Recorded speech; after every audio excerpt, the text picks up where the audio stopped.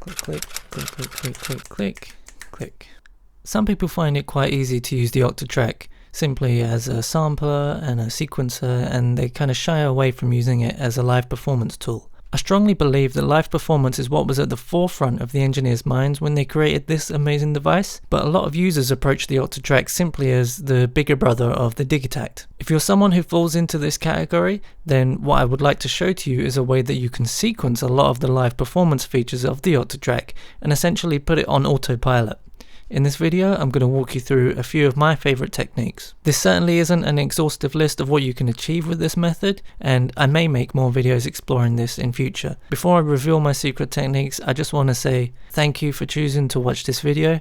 I understand that time is precious, and it means a lot to me that you're watching and listening to my stupid voice. If you find this video entertaining in any way, or you find you've learned something, then I would love it if you could just, click the like and subscribe and bell and all that just below the video. It really does help to get this video out to a larger audience. Okay, so the first thing we're going to do for this technique is grab a MIDI cable. Just a short one would do. We're not plugging anything into the Octatrack. We're actually just going to go ahead and plug it into itself.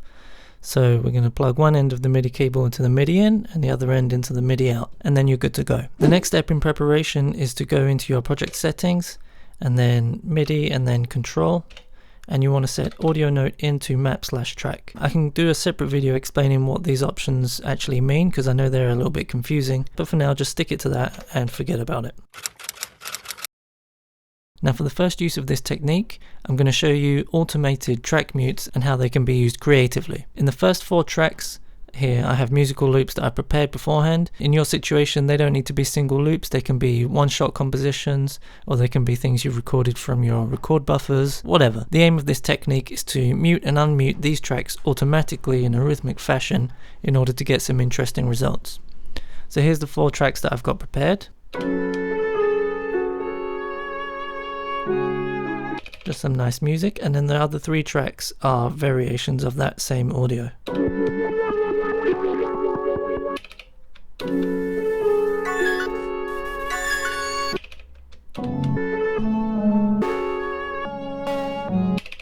Okay, in order to set this up, I'm going to go into MIDI mode, select the MIDI track that I want this to be on. We need to select a channel that the audio tracks are listening to, so we'll double tap source, and here I'm selecting channel 3. We can see which channels our audio tracks are listening to by going to Project, MIDI, and then Channels.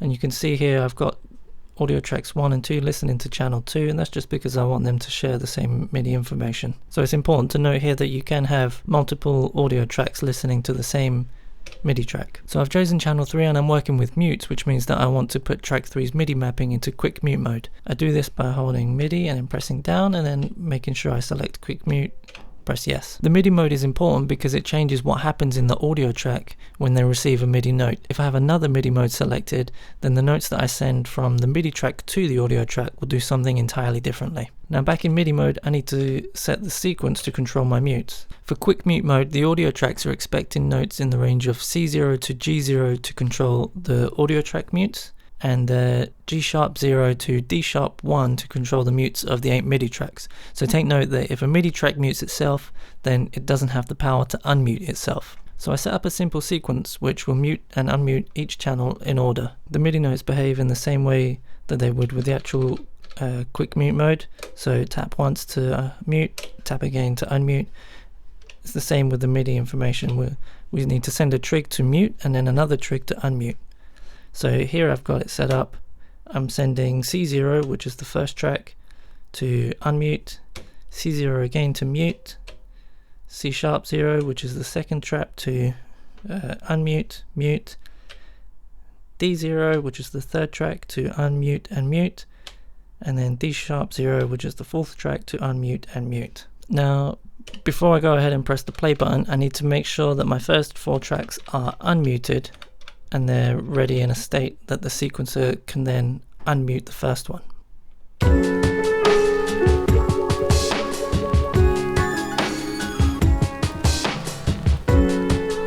And you can see here that all the 4 tracks are then playing in sequence. What's interesting is that I can use quick mute mode to activate and deactivate this MIDI sequence. So if I'm playing, I can deactivate the MIDI sequence and track 3 continues to play. Or I can activate it again.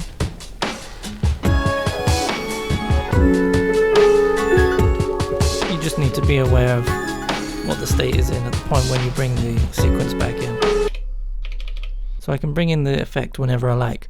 Or alternatively, I can have, say, a second and third sequencer that perform the mutes in a different way, like this one. And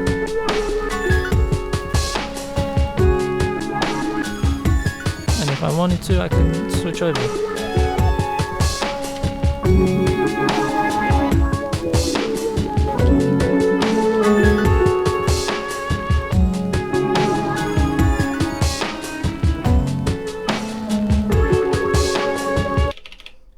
If you set your patterns to have per track scale mode, then in the MIDI track you can play around with the scaling of the MIDI track to increase the speed or decrease the speed or what have you. So here I've set the scaling to 2 times and it's going to be twice as fast.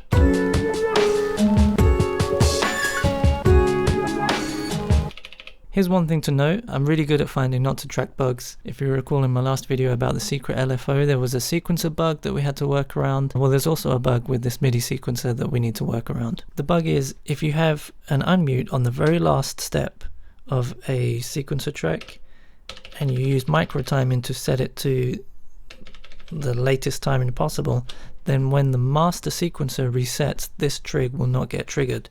As an example here, let me show you. So you can watch these guys here.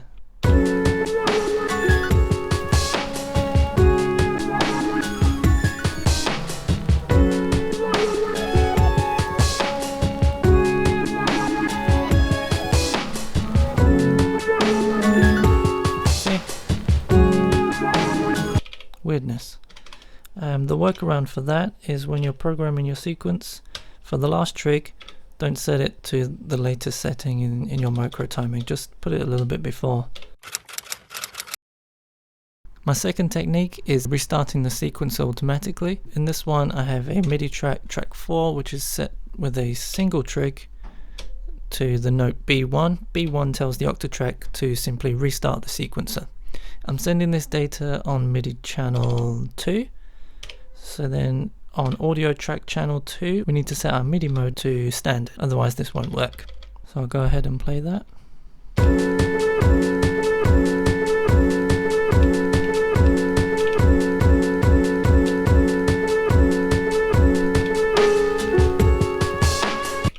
Just like that. This is fun because I can copy and paste the trig closer and closer to the start of the sequence to increase the intensity, and then simply, remove all the trigs in time with the music. So something like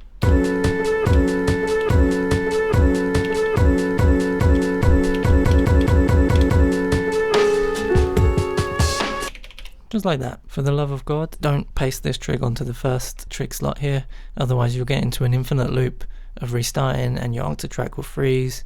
And let me show you.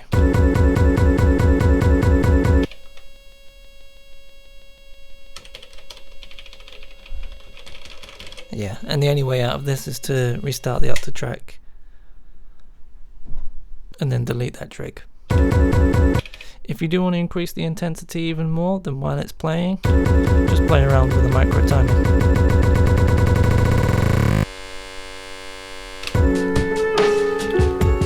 And you won't come into any problems.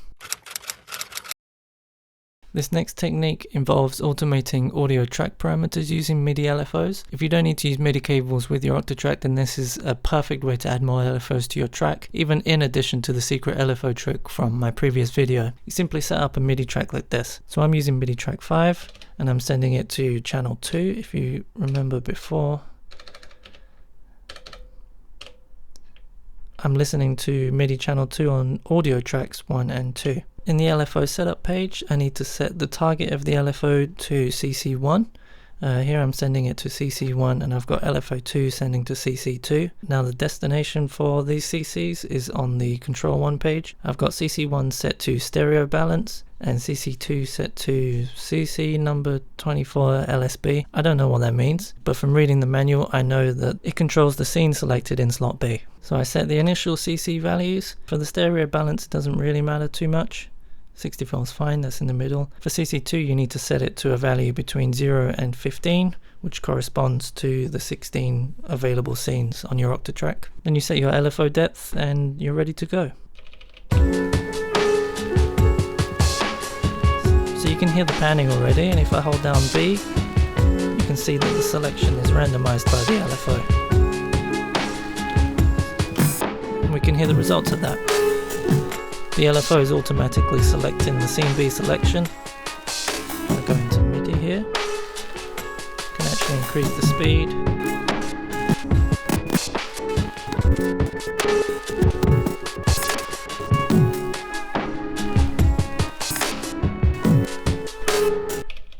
Just to remind you that all of these techniques can be enabled and disabled using the quick mute option. So let me show you that.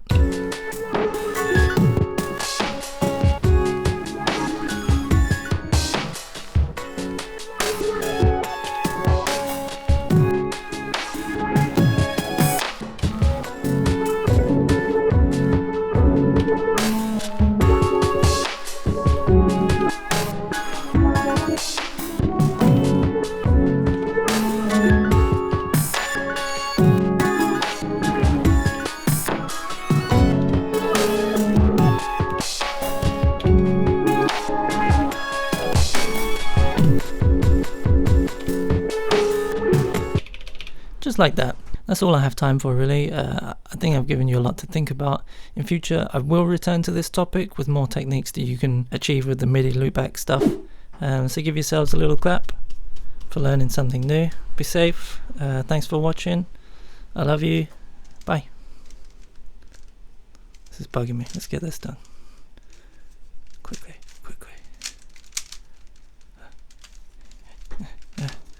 Yeah. Do that one there.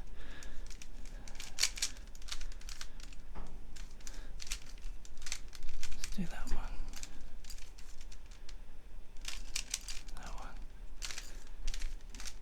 That one. Okay.